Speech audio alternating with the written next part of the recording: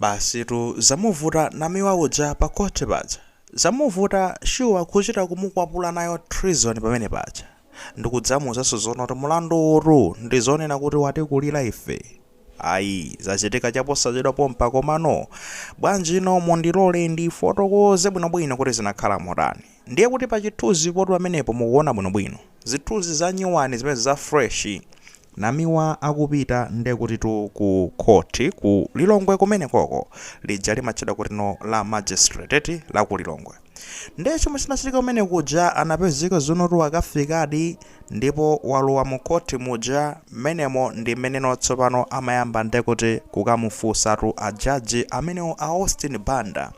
Sylvester Namiwa, iweyo ndi zonena kuti tu mulandu wako omwe ukutchajidwa pano aboma akukutchaja kunena kuti no umafunatu iweyo kupanga ndiye kuti upo ulande boma, unapanga upo ulande boma, treason. Kufuna ndithu kulanda boma iweyo kulipanga betray boma la Malawi.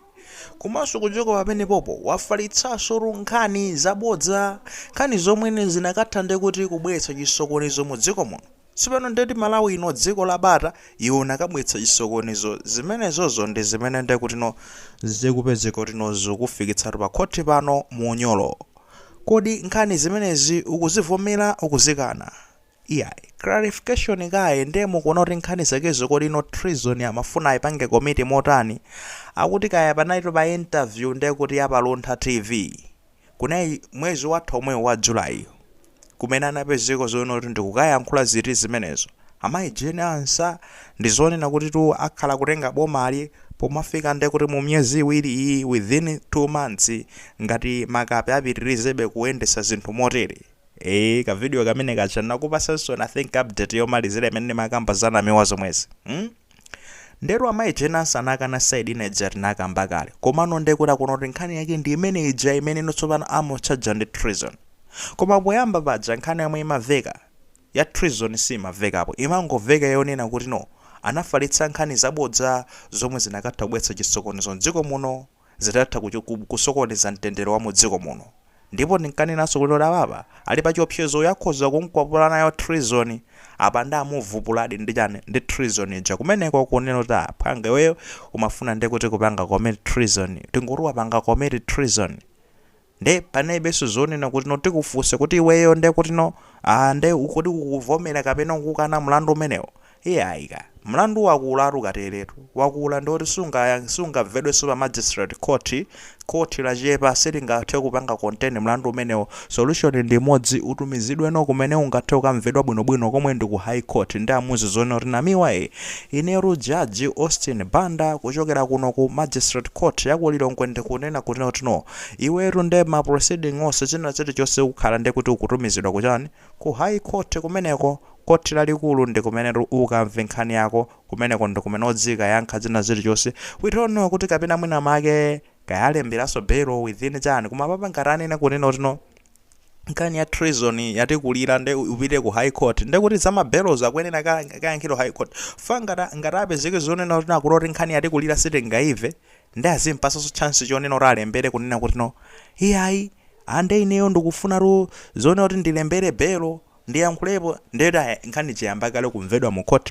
la magistrate zomwe ndi kuti sizugwira ikwenera ndithu ipite ndi kuti ku high court ndi kumene akwenera ndeti akamva china chilichonse. Komano amashuwa fachono kuti sinangeyangochitiketi izizi ndikungopangano pa chini my reasoning kuti no tino ndi mmeneso ndinaulutsira ngati nkhani ya chimwendo Banda ija ndi mmene inayendera sanakatha kulembera belo kumene kucha until ndi kuti no akaimve nkhani yakeja kuchani ku high court. Ndi I think even mu case iso zingatokhala zomwezo komano apapa ndi kuti to akuno tino nkhani je kutumizidwa ndithu ku high court.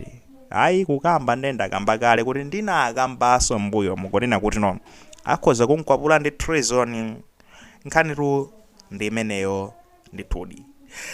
Tikhabe tikuyenda limodzi kupasirani kuti zikuyenda motani fandeti tinalonjezana zimenezo pano. Koma ndikufuna kungwanazo zifazi ine menoti komatu ngati to ameneyu wadya ndi kuti za mayi jene ansa afera zainu wake kunali ndithu ma comments amene ndifa mukalemba ma comments anu wonse amandipeza ndithu amandipeza sana ngati nalumikiza ndithu channel tinachilumikisanso kufone kuti ndikamayenda ndimalandira ma notification onse achichonse chimene chikuchitika posatengera zoti ndili pa computer kapena ndili pa phone nde umalandira nde kuti no ma message amene woona kuti akuti alemba comment akunena kuti no iyayi Namiwa yafera zaena ameneyo waja zakujeni za my jenansa ameneyo my jenansa zikuwakhudza amenewa mayi ameneyo ndi amene wapangitsa zonena kuti zinthu zifike pamenepa walawiri panali ma comments ochuluka kwambiri. However ineyo I think I would choose to be ndikhalebe mwina mwake opanda mawu pamene papa kuti sindingathe kuyankhulapo soka anthu. Ineyo give us your thoughts. What do you think now? Nkhani iyi yakulatu ikatira apa Treason ndekuti si nkhani ya serious kwambiri. Uko kwakangofuna zonena kuti no Namiwa akapereke maumboni awo faru nkhani iru sizoti Namiwa ndekuti ndolakwa atu yayi. Is a suspect until ndekuti proven by court kuti nondola kuisa panopa ni munthu ongoganiziridwa ndekuti no akapita kumene kuja ndi kumene no akamufunsa zoni kuti simunatsa munakamba za Treason munakamba zoti no my jenansa salanda bome nde amayi ansa oro ananena kunoti sizikuwakhudza ndenu utatulutsani maumboni apa ngati mama wazikuwakhudza ndekuti pamene paumbona kwene akatuluke pati pamenepo koma ngati sizikuwakhudza ndeti adawa watu akuyenera ndekuti ayankhetu chifandeti ifake ayiphatikiza anonkhanize kuti no yapangidwa ndekuti attached ndi chani ndi false information, spread of false information. Treason ngati ngekagwende kuti akapitirizabe kwamukwapula ndi kunena kuti chani anafalitsa nkhani zabodza zomwe zingathe kubweretsa chisokonezo mu dziko muno. Vuto lake tu ndilimeneli lukamalimbana ndi zinthu za ndale expect kunena kuti ndekuti muzikhala mukandana chonchi ndi nthawi ina yake ukhoza kagwira muchitokoso uziyembekezera zinthu ngati zimene especially ngati no ukuchallenge kwambiri fana ngasi Namiwa ito ndi amachaja atosati masewera masiku awo amachaja ngati mantsatira bwinobwino munthu amachaja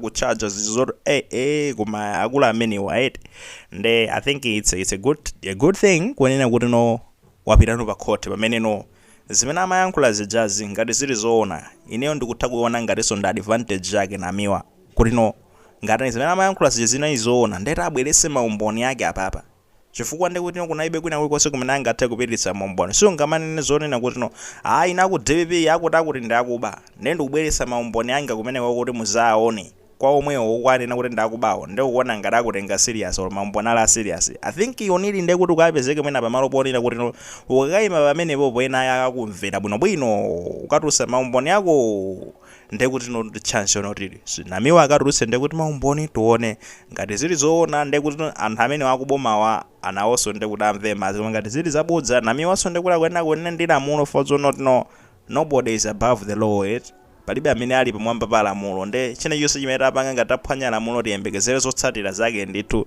tingangonena choncho komabe I'll keep on emphasizing kunena kuti no inali one of the voices unali liwu Namiwa ndi liwu la mphamvu kwambiri limene linalipo osati kunena posatengera izizi za Treason zindizana komabe amayankhula osanguti zokhaza ndale zokhazo wakhala akukankha even nkhani za Presscan Limited ngati maitsatira ija magayena akazi anapezeka zonoramba kudwala zinthenda yani foto company inaphulitsa zimajani zimapipe zageni zimakemiko zimangoenda m'mamidzi mwawo maminda anthu samapanga chakuona kwake kulowa shire uko anakankha nkhani zimene just mpaka zinapezeka zolantha aja khanga anayamba kaya kulandira ma compensation zipepeso mona nde wakhalabe munthu onena kuti I think he has been helpful in a way ni munthu wakhala kuthandiza dzikoli kukankha ndithu kuti no chilungamo chiziyenda nkhani za makampani akubalaka za cement anthu amene adzawa wakhala akaenda nawo ndithu kumasupport we need him activist ngati amenewo nde munthu ndi munthu umatha kuphuluza apo ndi apo what can we say we just want to say tiyeni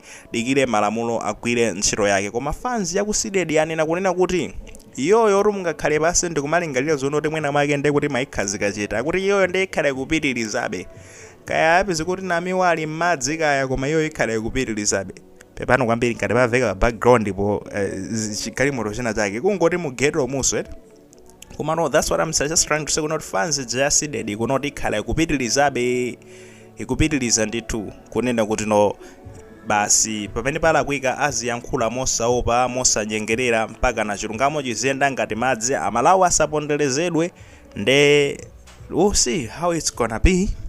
Any development again, be assured ndikhandile panopa ngati pangaburukeso zina zake kunena kuti ndizakhale ndikupasirani kuti titsatire bwinobwino nkhani zimenezi za Sylvester Namiwa mpaka natu kumapeto kwake kwenikweni ndithudi. Kufikiratu nthawi imeneyoyo timalizabetu momwe timachitira muja kunena kuti akuti